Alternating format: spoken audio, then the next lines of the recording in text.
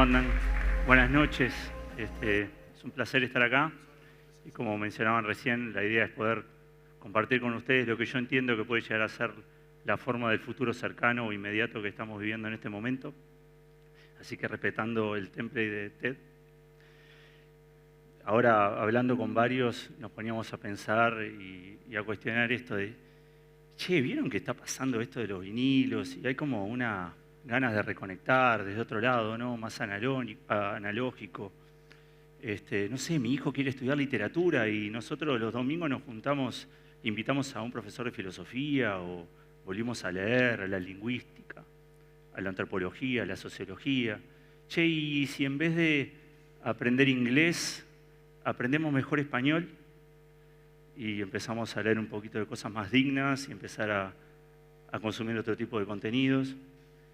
En un momento donde la inteligencia artificial nos permite construir una imagen inmediatamente, los jóvenes y no tan jóvenes se juntan a estudiar fotografía. O en el último reporte de búsquedas en Mercado Libre aparece que hay un incremento terrible en la búsqueda de cámaras analógicas, o de proyectores de diapositivas, o de cassette, o de vinilos. En un momento en donde vos podés comprar cualquier cosa en Shein, o en Mercado Libre, o en cualquier importador de cerámica o de artículos para la casa, la gente se anota en talleres de cerámica. La gente quiere conectar desde otro lado. Cuanto más digital es el mundo, más estamos valorando lo físico. El ensuciarnos, lo imperfecto. El AI perfecto o lo perfecto nos está cansando. Ahora queremos la imperfección, la belleza de la imperfección. El en vivo. Esto, que yo pueda decir a un disparate o me quede bloqueado, me venga un ataque de pánico, esa adrenalina de que pueda pasar algo en ese momento. Ya lo decía Tarantino, o sea, ¿de qué sirve hacer una película si en realidad la tengo que editar, preeditar, cortar, pegar, filmo la película y demora quizás un año en dar a luz y enseguida está en plataformas y todo el mundo la ve, cuando quizás en el teatro hay otro tipo de intercambio, otro tipo de vínculo, un vínculo más humano. Entonces, por un lado tenemos las plataformas de distribución mediáticas y por otro lado el resurgimiento del ágora, del espacio, de una cena desconectada, de unas manos sucias, de unas uñas sucias, porque estuvieron haciendo cerámica. Esa es la historia que está atrás. Esa nostalgia que tienen los jóvenes de cosas que no tienen el permiso de vivir o no las experimentaron, pero sí sus padres, sí sus abuelos. Y los jóvenes están teniendo esta nostalgia del pasado. Y a su vez, la prensa amarillista o los clics nos hacen ver también un mundo de discordia, de oposición, de sustitución, donde el analógico se ve de alguna manera amenazado por el crecimiento del algoritmo, porque los robots nos van a sacar el trabajo, y porque o estás de un lado o te tenés que volver un hippie y meterte en una carpa y no vacunarte porque sos del otro lado, de la resistencia, Mad Max al máximo. Nos venden eso porque es lo que vende, el miedo, lo antagónico, la oposición. Pero en realidad el error es ese, pensar en que estamos en un mundo o estamos entrando en un mundo de oposición y de sustitución. Estamos en realidad, en lo que estamos entrando, es una reorganización del valor. Para mí, estamos entrando en una era de la U. Esa es la forma que para mí ya tiene el futuro. Algunos lo están empezando a notar, otros lentamente lo van a ir notando. No es la típica curva exponencial de la tecnología con los avances del algoritmo y de las capacidades tecnológicas, ya sea a nivel de procesamiento de datos o de computación cuántica, etcétera, etcétera. Es ambos mundos. Es también eso, pero también lo otro. En épocas de abundancia, la escasez es un valor. Entonces empieza a pendular. Por un lado tenemos los algoritmos, cada vez más poderosos, cada vez más acelerados, cada vez notablemente buenos. Cada vez un personal brand o cualquiera de ustedes que tenga una empresa o un emprendimiento propio, quizás a través de TikTok, plataformas digitales, ahora ya pueden hacer vibe coding. O sea, cualquier persona puede hacer una página web o una aplicación. Y se están olvidando de, quizás, cómo se hace un libro, cómo se escribe una carta, cómo se habla español. Pero del otro lado está el otro, está la cultura, está este humano, está este sentimiento de pertenencia. Mientras una escala y amplifica, el otro lado de la U, significa, simboliza. De nada sirve ser 100% mediático y llenar a todas las redes y a todas las audiencias con paid media y bla, bla, bla, bla, bla, algorítmica, si lo que vendés es carcasa, si no tenés corazón, si no tenés sensibilidad y si no estás pudiendo de alguna manera aportar a tu audiencia una desconexión y un vínculo desde otro lado. Entonces el valor, como dice acá, se desplaza al lado opuesto del exceso. Abundancia, la escasez es un valor, ¿no? Por ejemplo, cuanto más fácil es hoy subir una canción tuya propia a Spotify o crearla en la inteligencia artificial para que llegue a Spotify a todas las masas en una economía de long tail, sí, pero bueno, a todas las masas de una forma muy fácil, prácticamente sin saber nada, ni de música, ni de internet, ni de programación, la gente cada vez más está conectándose con el cello, con el violín, quiere aprender un instrumento, lo quiere tocar. Entonces, no es una cosa o la otra. O sea, hagamos ambas, ¿no? La gente se junta a cocinar. Mientras tanto, puedes acceder a investigar y a revolver, cuando en realidad pones una posibilidad de acceder a un montón de otros lugares para ver recetas y aprender de cocina. Uno quiere ir a talleres de cocina, quiere juntarse con los suyos, quiere aprender de cocina de otras partes del mundo, quiere socializar. Y lo más lindo, quiere socializar para no compartirlo. Empieza en un momento de sobreexposición y de selfie y todo, contar todo el tiempo dónde estoy. Hasta los músicos se están quejando que sacan celulares, están filmando.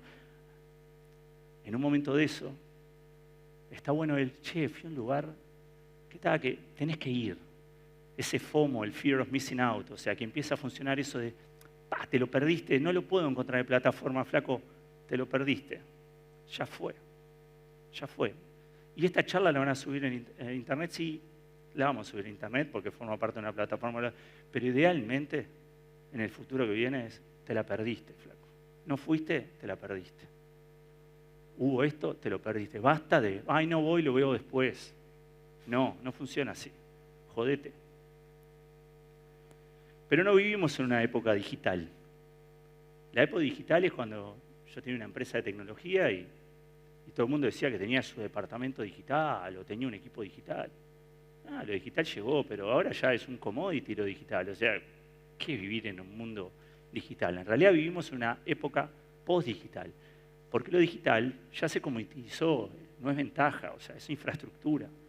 Y de hecho, las grandes inversiones que se están haciendo ahora son en data centers, son para alimentar esa nube, son para poder procesar todo lo que el lado derecho de la U está pidiendo. Proceso. Y de hecho, lo de Google en Uruguay y otro data center. Y las grandes empresas tecnológicas del mundo entienden que a nivel de real estate y de inversiones, el próximo gran shift es la parte de procesamiento de datos y de data centers. ¿Está? Con todo lo que eso implica, sostenibilidad, etcétera, que no voy a entrar ahora. Pero lo digital ya está, es infraestructura. Entonces, por un lado tenemos los algoritmos, por el otro lado tenemos la cultura, y el puente que los une es la infraestructura. Yo hace muchos años, desde los 20 años que estoy metido en innovación, y durante todo ese recorrido me ha gustado walk the talk. Nunca salí a levantar capital y nunca me puse a hablar, y menos en un escenario TED, sin ser una prueba viviente, empírica de lo que estoy diciendo. Lo que yo estoy diciendo ahora no es algo que yo pienso que puede pasar. Es algo que está pasando y la primer piloto y la primer prueba siempre fui yo.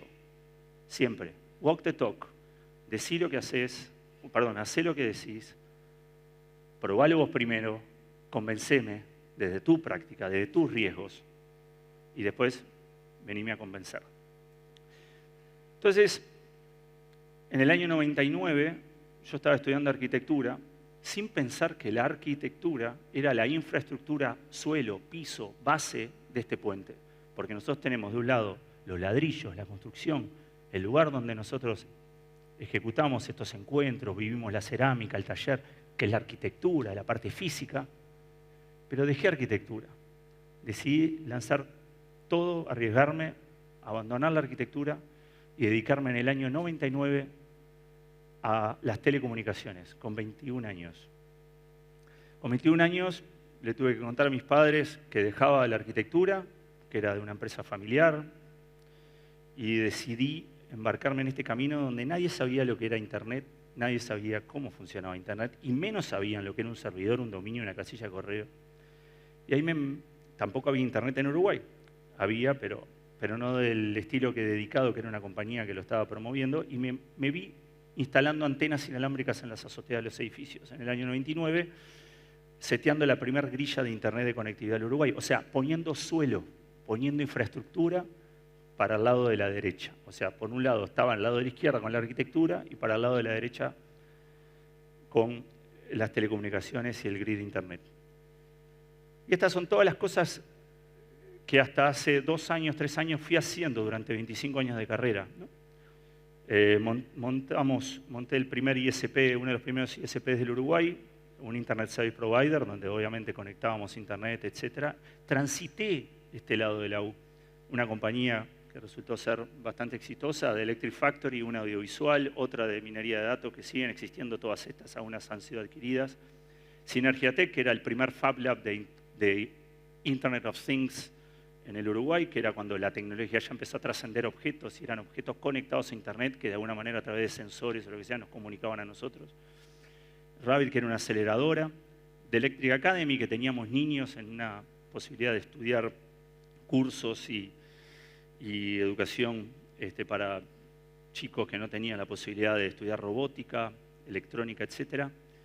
Y eso fue creciendo en la U a tal punto de que ahora Stouts es una compañía de inteligencia artificial, de producción de inteligencia artificial, vendría a ser lo nuevo de Electric Factory, y una compañía en Hong Kong de Computer Vision for Social Credits. Básicamente es monitoreo en tiempo real de la ciudad a los individuos para tener tarifas dinámicas en tu comportamiento. Polémico, sí, pero bueno, lo muestro.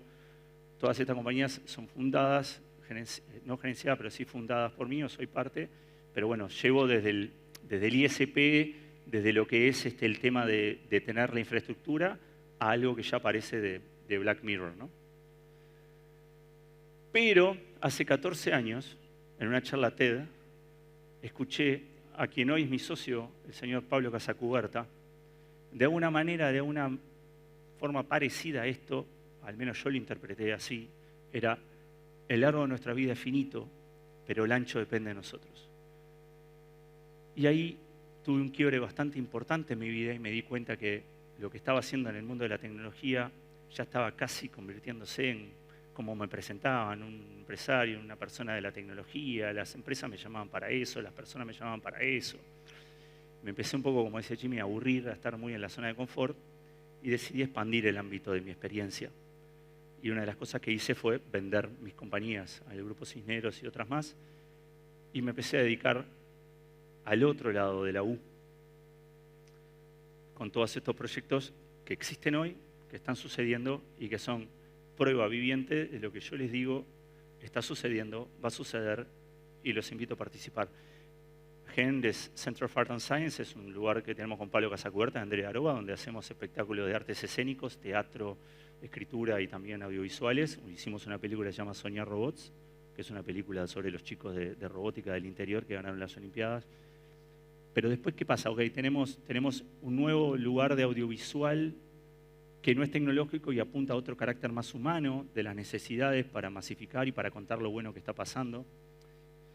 Pero necesita un lugar para juntarte a divertirte, a pasarla, a janguear, a encontrar gente. Y ahí adquirí una Capicúa, que es en la Pérez Castellano, es una destilería, que en realidad sí, hacemos gin, hacemos vermú, pero en realidad lo que tiene es, yo quería tener un lugar para encontrarnos físicamente, poder compartir un cumpleaños, poder tomar un trago, poder contar historias.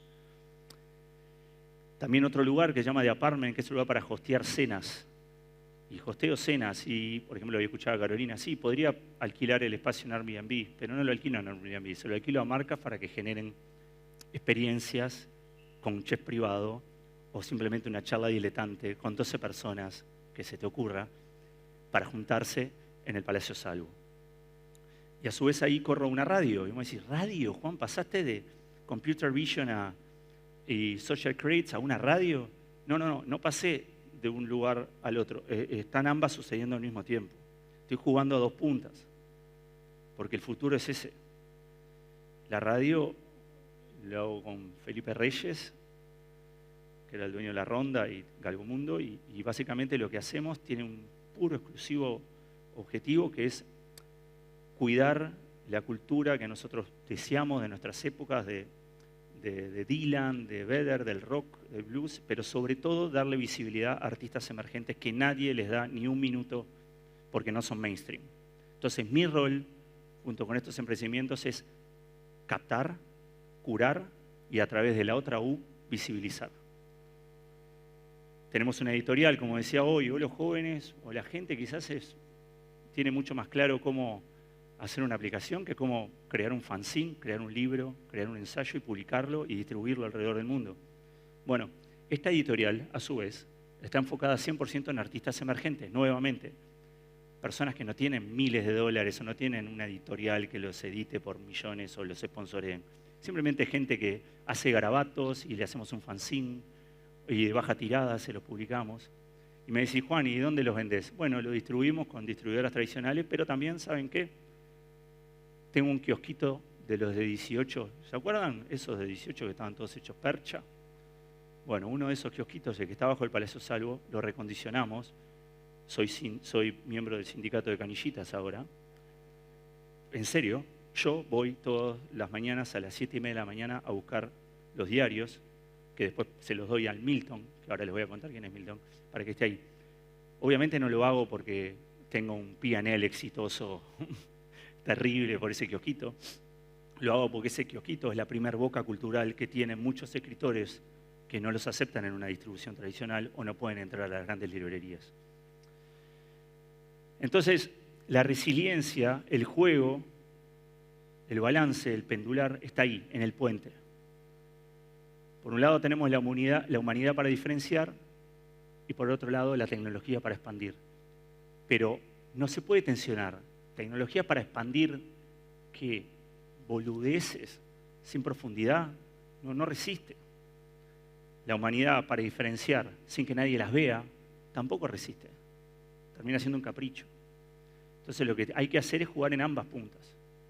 Y eso es lo que yo particularmente estoy haciendo y lo que siento que va a empezar a pasar. Hay una gran diferencia. Las grandes marcas, los grandes sponsors, tienden a pautar y a invertir en lugares que pueden controlar su retorno de la inversión. Obviamente, todo lo que se pueda medir, todo lo que está controlado por los algoritmos. Pero los momentos de desconexión, los momentos donde podés generar un simbolismo con tu marca, o esas audiencias que no son ni pobres, ni ricas, ni viejas, ni jóvenes, simplemente son audiencias que tienen algo en común, y es la desconexión, el conectar, el dejemos el celular, bajemos un poco. No son tan fáciles de encontrar, porque ¿por dónde las encontrás? Si no le puedes mandar un push notification, no le puedes mandar un Instagram, o sea, no las vas a interrumpir en ese momento. Y hoy la gente sabe mucho más cómo captar audiencias y llegar a las audiencias en el modelo tech que en el modelo algorítmico. Y ahí es donde yo quiero jugar, y ahí es donde estoy jugando. Este es Milton, este es nuestro kiosco, Puerta del Sol. Como ven ahí, hay libros leídos, no libros usados, libros leídos, que son los libros que tenía Milton en la calle, porque él era el que vendía en la calle. Y un invierno dejó de venir y le dije, Milton, esto no puede pasar más. Empecé a investigar y me quedé con ese kiosco y albergué a Milton en el kiosco. Entonces Milton vende sus libros leídos en el kiosco en vez de morirse de frío en la calle. Y nosotros en el kiosco traemos fanzines y publicaciones limitadas de artistas emergentes. En un kiosco que estaba totalmente abandonado, perdido. La inversión, se podrán imaginar, no fue de millones de dólares, ni de miles, ni de cientos, ni de decenas. Entonces el algoritmo construye mercado, bárbaro, pero la experiencia construye memoria. Y el mundo tiene forma de U, que no me salió ahí. Así que gracias.